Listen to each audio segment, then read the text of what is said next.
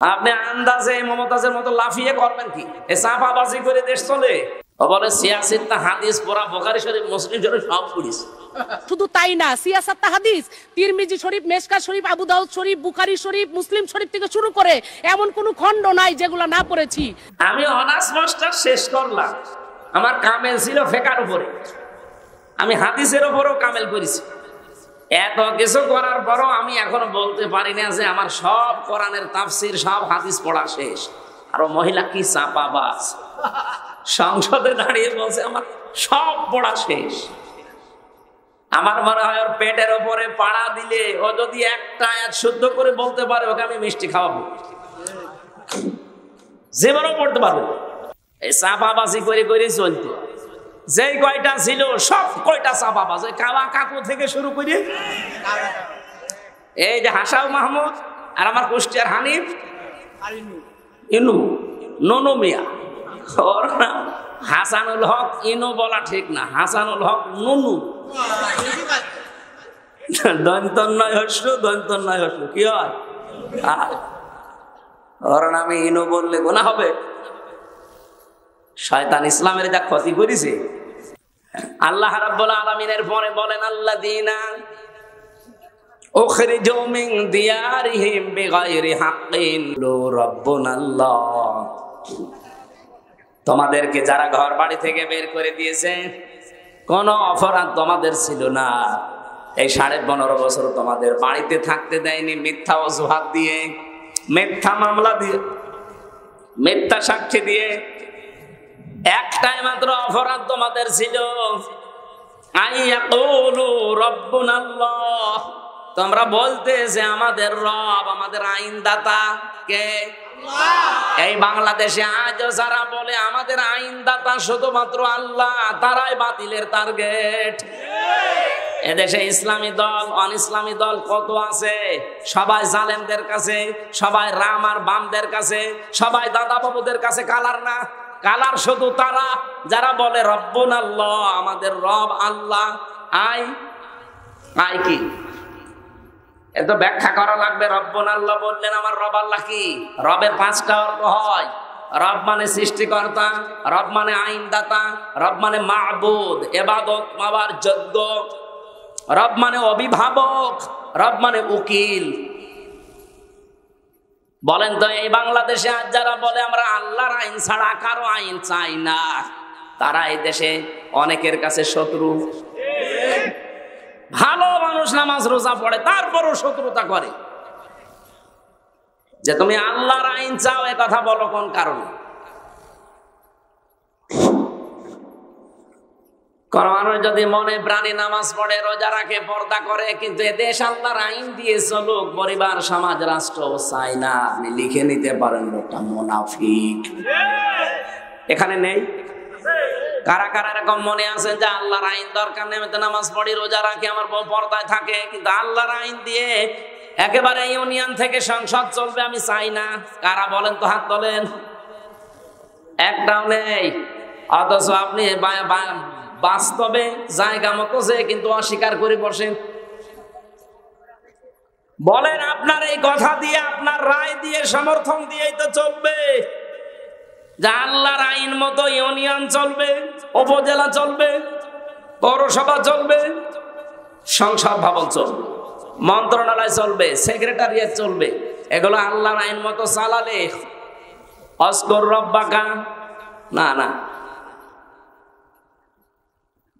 সূরা আহজাবের ভেতরে একটা আছে, আমার একটা সিরিয়াল মনে আসছে না, 35 নাম্বার এই আয়াতটা, 34 নাম্বার আয়াত। রব্বুল আলামিন বলেন, আযকুর মা ইয়াতলা ফি বাইতিল্লাহি হিকমাতুন, হিকমতপূর্ণ কথাগুলো ঘরের ভেতরে তেলাওয়াত করবে যারা, হিকমতপূর্ণ কথা এই পৃথিবীতে সবচাইতে হিকমতপূর্ণ কথা হতে পারে কার? আল্লাহর চাইতে হিকমতে কথা বলা কেউ আছে দুনিয়ায়? আল্লাহর যত কথা হিকমতপূর্ণ, আর সব কথা আল্লাহ কোরআনে দিয়েছেন।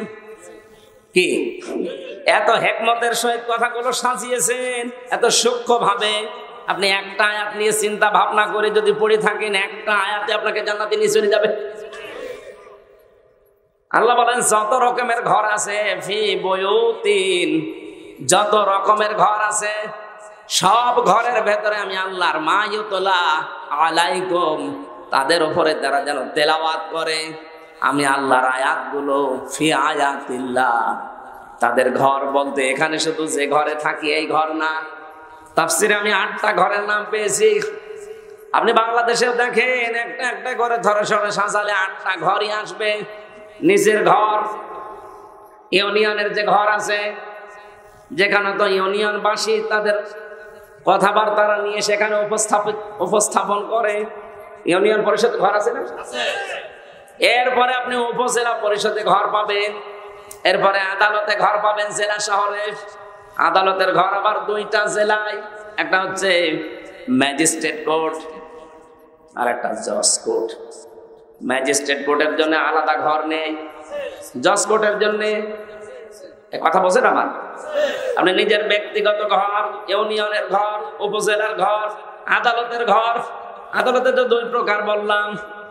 এরপর পৌরসভার ঘর, এরপরে মন্ত্রণালয়ের ঘর। প্রত্যেকটা মন্ত্রীর আলাদা আলাদা বিভাগ আছে, ঘর আছে। এরপরে সর্বোচ্চ ঘরের নাম হচ্ছে সংসদ। এটাও ঘর না? এই 8টা ঘরে যদি আল্লাহর আয়াতগুলো তেলাওয়াত হতো সকাল সন্ধ্যা, আর ওই আয়াতের উপরে যদি মেসেজ করে আমরা চলতে পারতাম, এই বাংলাদেশটাও মিনি জান্নাত হয়ে যেত। আল্লাহ পাক এইটা জানিয়েছেন, আলাউলা দাফউল্লাহিন নাসা বিবাযিহিম বাযিন লাহুদ্দিমাতি সাওয়ামিউ ওয়া বিয়াউ ওয়া সালাওয়াতু ওয়া মাসাজিদু ইযকারু ফিহা ইসমুল্লাহি কাসীরা। এখানে বাংলা অর্থ শুনলে আপনি মনে করবেন আয়াত ভুল, আমিও মনে করেছিলাম, কিন্তু স্পেশাল কিছু অর্থ এখান থেকে বের করা লাগবে। ওয়ালাউলা দাফউল্লাহ, আল্লাহ যদি নিজে দাফা না করতেন, দাফা মানে প্রতিহত করা, ধ্বংস করা না, প্রতিহত করা, বাধার সৃষ্টি করা অথবা প্রতিবন্ধকতা সৃষ্টি করা, এরকম অর্থ হয় দাফা লাহুদ্দিমাতের। তাহলে ধ্বংস হয়ে যেত, শেষ হয়ে যেত, আল্লাহ যদি নিজে এটাকে প্রতিহত না করতেন।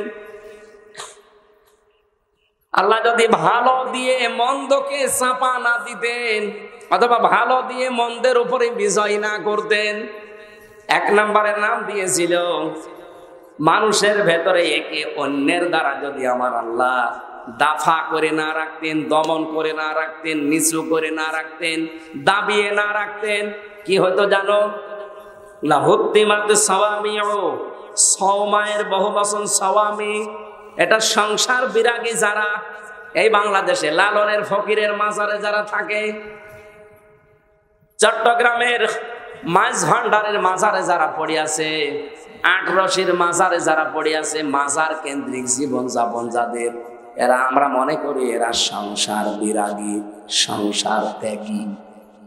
আল্লাহ বলেন এরা যেভাবে আল্লাহকে ডাকাডাকি করে, হ্যাঁ ওদের পদ্ধতি ভুল হতে পারে, ডাকে তো, ওরা যেখানে বসে বসে ডাকে। আপনি লালনের মাজারে যান, যখন ওদের অনুষ্ঠান চলে, চুল একবার সামনে যায়, একবার পেছনে যায়, কি জিকির! যদিও আল্লাহর নামের সাথে অন্য কাউকে ডেকে তারা শিরিক করে ফেলে, কিন্তু জিকির তো করছে। যার জিকির করুক, জিকির তো করছে সওয়াবের নিয়তে, ভালোর নিয়তে। আল্লাহ বলেন আমি এই সংসার বিরাগীদের ইবাদত খানা ওয়া বিয়াউন, বিয়াউনের বহুবচন বিয়াউন, এটার বাংলা অর্থ গির্জা। গির্জার সমূহ রাখতাম না।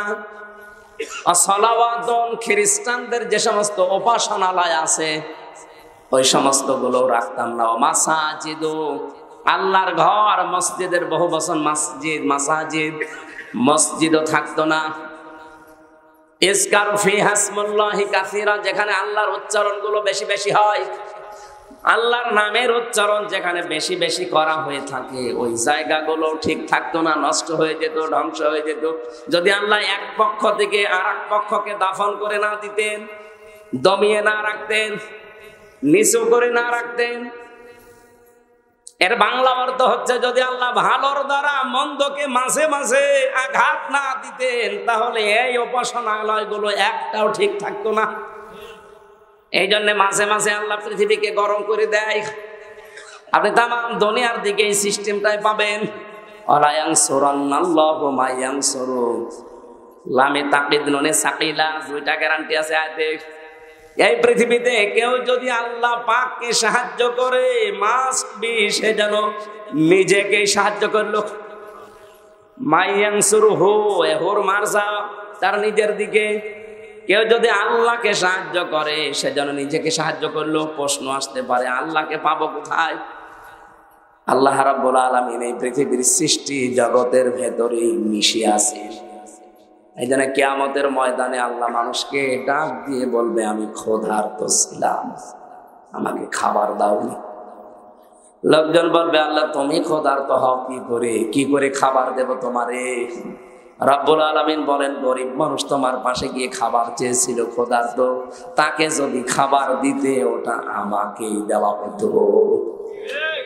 এখানে আল্লাহকে সাহায্য করা নিজেকে সাহায্যের নামান্তর। এই পৃথিবীতে আজ ক্ষুধা মুক্ত, দারিদ্র মুক্ত এরকম সমাজ, এরকম রাষ্ট্র উপহার দেওয়ার জন্য কাজ করা লাগবে। আজ বাংলাদেশে ক্ষুধা এবং দারিদ্র মুক্ত করার জন্য সবচাইতে বড় বাধা হচ্ছে দুর্নীতি। এক কথা বলছে, এই দেশটা ক্ষুধা এবং দারিদ্র মুক্ত করা সম্ভব যদি শুধুমাত্র দুর্নীতি না হয়। আপনি একটু ভাবতে, একটা শুধু পয়েন্ট বলছি, ভাবতে পারেন। আমি বঙ্গবন্ধু টানেল দিয়ে আসছিলাম, 100 বছরের জন্য টানেলটা বানানো চট্টগ্রামে, মাটির নিচে, পানির নিচ দিয়ে বানানো, সাগরের নিচে। ওর নিচ দিয়ে ওই উপরে হচ্ছে বাঁশখালী, আনোয়ারা থানা, ওদিকে কক্সবাজার চলে গেল, আর এদিকে চট্টগ্রাম এয়ারপোর্ট। আমি নিচ দিয়ে যাবার সময় দেখছিলাম 100 বছরের টার্গেট নিয়ে যেটা বানানো, অলরেডি 1.5 বছরের ভেতরে নিচ দিয়ে ফেটে পানি উঠতেছে। এর জন্য যত বাজেট হয়েছিল, সব টাকাগুলো যদি এই জায়গায় কাজে লাগাতো, 1.5 বছরে না 100 বছরের ভেতরে পানি ওঠা সম্ভব ছিল না। এই যে পাবনার উপরে যে ব্রিজটা বানানো দেখেছেন না, পাকশির ব্রিজ, কি দেখেছেন? এটা কোন থানা? রাজবাড়ি, পাংশা। আর ওইটা হচ্ছে কুষ্টিয়া। আর ভেড়া মারার পাশে হচ্ছে খুকসা, কি পাংশা, পাকশি। ওটা 100 বছর টার্গেট নিয়ে বানানো ছিল ওই সেতুটা, ওই লোহার সেতু। মাঝে মাঝে ওর পাশে দাঁড়ালে আমার মনে হয় লোহা আছে কত। 100 বছরের টার্গেট নিয়ে বানানি, অলরেডি 100 বছর পার হয়ে গেছে, কিছুই হয়নি। তার মানে যেভাবে বানানোর দরকার, যা বাজেট ছিল, পুরাটা খরচ করে বানিয়েছিল, এই জন্য টিকে আছে জিনিসটা। আমি একটা গল্প শুনেছিলাম, আমার দাদার এক চাচাতো ভাই ছিল মাথা খারাপ। ও আমার দাদার কাছে বলছে, ভাই আমি পাকশির ব্রিজ দেখতে গিয়েছিলাম, মনে হচ্ছে 100 কেজি লোহায় আছে।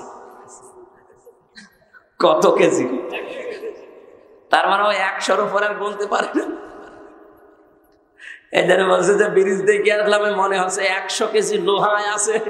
ওখানে 100 কেজি, একটা লোহায় তো 100 কেজি।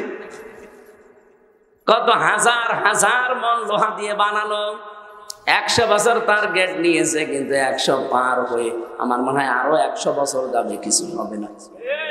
আর বঙ্গবন্ধু টানেল তার বলা যাচ্ছে না, টনেল হয়ে গেছে। 1.5 বছরে পানি ওঠা আরম্ভ হয়েছে, এখন রিপেয়ারিং করছে। এখন পদ্মা সেতু নিয়ে কাজটা ভালো হয়েছে। বরিশাল, খুলনা বিভাগ আর ঢাকার সাথে ভালো যোগাযোগ ব্যবস্থা হয়েছে। এখন সব রিপোর্ট পাওয়া যাচ্ছে, এই সেতুটা যে টাকা দিয়ে বানানো হয়েছে, ওই টাকা দিয়ে 4টা সেতু বানানো যায়। একটা সেতুর টাকা নাই শেষ, এখনো 3টা সেতুর টাকা কই? সব আল্লাহর ওলিরা পাঠিয়েছে বিদেশে। এই জন্য 8 দিন হয়ে গেল জয় সজীব জয় অলরেডি আমেরিকার ভিসা নিয়ে, নাগরিকত্ব নিয়ে ওর ফর্ম পর্যন্ত পূরণ করে এখন ওই দেশের নাগরিক। এই দেশে আর ওর না আসলেও চলবে। আমি মালয়েশিয়া ছিলাম, কিছুদিন আগে সিঙ্গাপুর। মালয়েশিয়াতে যে দোকানে গিয়েছিলাম, 4টা লোক কাজ করে এক দোকানে। এক লোক থাইল্যান্ডে বাড়ি, বাংলাদেশের যশোরে একজন আছে, পাকিস্তানের একজন, আর ভারতের 2 জন। এই লোকগুলো ওখানে কাজ করছে। প্রত্যেকে তার নিজের দেশ থেকে ভিসা পাসপোর্ট করে গেছে। আমাদের দেশ থেকে যে গেছে যশোর থেকে, তার 8.5 লাখ টাকা খরচ। মাসে ইনকাম তার 1.5 লাখ টাকা মাসে, মনে করেন 1.5 লাখ। ও আর একটু বেশি বলেছিল, আমি 1.5 লাখে ধরলাম। ওর পাশের চেয়ারে বসে বসে, যে দর্জির কাজ করে, কাপড় চোপড় সেলাই করে, ওর পাশে যে আছে সে, তার বাড়ি হচ্ছে পাকিস্তান, তার খরচ হয়েছে 2,20,000 টাকা। তারও ইনকাম মাসে ওই 1.5 লাখ। এর পাশে দেখলাম 2 জন সেলাই করছে, তাদেরও মাসে 1.5 লাখ টাকা, তাদের খরচ হয়েছে 1,20,000।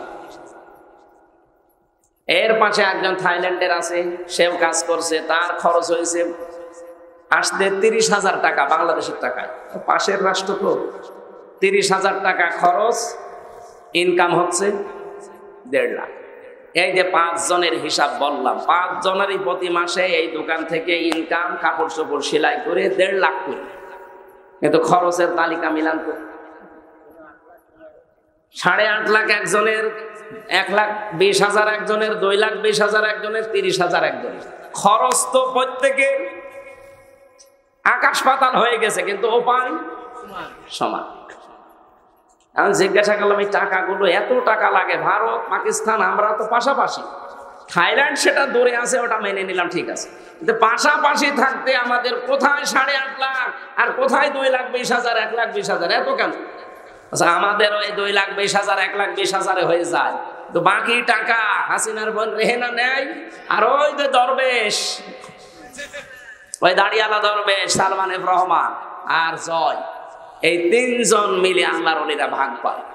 শুধু মালয়েশিয়া, 257টা দেশ আছে বিশ্বে। যত দেশে, যত জায়গায় মানুষ, এই দেশ থেকে প্রায় 1 কোটির উপরে মানুষ থাকে। সব টাকা পয়সা একেবারে চোখ বন্ধ করে থাকলেও তাদের অ্যাকাউন্টে চলে যায়। বলেন সুবহানাল্লাহ। আপনি সুবহানাল্লাহ বলেন, আপনি চিন্তা করতে পারেন? এই জন্য বলছি, দেশটা দাঁড়িয়ে যাবে, কোনো অসুবিধা নেই। এদেশের মানুষ মানুষ নয়, এটা মানব সম্পদ। শুধুমাত্র দুর্নীতি বন্ধ করা লাগবে। এই জন্য আল্লাহকে সাহায্য করা, এখন আল্লাহর আইনগুলো জমিনে কায়েম করার মাধ্যমে, যে আল্লাহর আইনে জমিনে কায়েম করার জন্য চেষ্টা চালাবে, সে যেন লিখে নেয় যে আমি নিজেকেই নিজে সাহায্য করছি। আলা ইয়ানসুরান্নাল্লাহু মা ইয়ানসুরুহু ইন্নাল্লাহা লাকাবিয়্যুন আজিজ। অবশ্যই আমি আল্লাহ লাকাবিয়্যুন আজিজ দিয়েছেন। কাবিয়্যুন আজিজ দিলেও হয়ে যেত, মহাপরিক্রমশালী এবং শক্তিমান। আল্লাযীনা ইম্মাক্কান্নাহুম ফিল আরদি আকামুস সালাত। বৃষ্টি জোরে চলছে নাকি?